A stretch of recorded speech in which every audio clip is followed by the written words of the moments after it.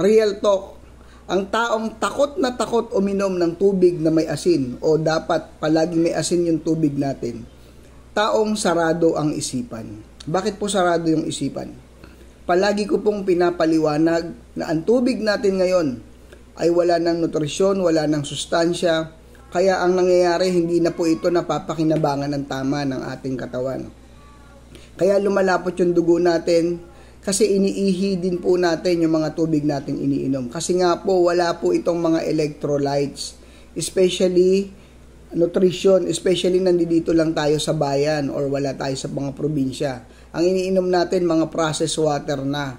Wala ng mineral, wala ng nutrition. Kaya ang nangyayari, inilalabas din agad ng katawan. Nako-compromise yung blood circulation, nako-compromise yung intensyon ng tubig para sa katawan natin. Kaya ang resulta, lumalapot yung dugo natin, hindi nakakapag-sirkula ng tama, hindi na ibibigay yung tamang nutrisyon para sa katawan natin.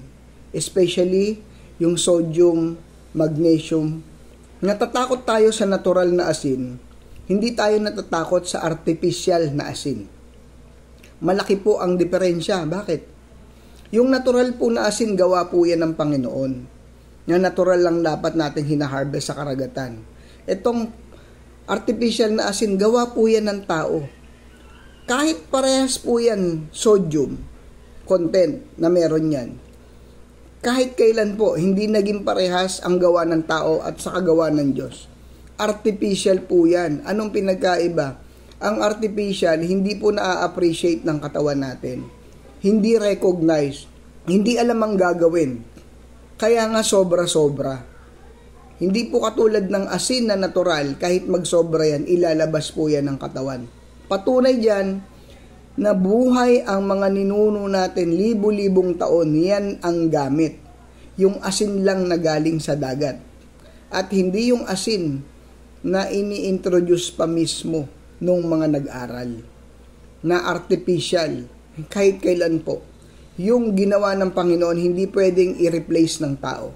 Ito yung maliwanag na dahilan na sarado yung isipan mo kapag hindi mo to naintindihan. Mas naniniwala ka sa tao lang kaysa dun sa lumalang sa'yo na i-design sa katawan mo yung tama. Mas marunong ka pa sa lumalang dahil hindi ka na naniniwala sa kanya. Dun ka naniwala sa mga nag-aral lang.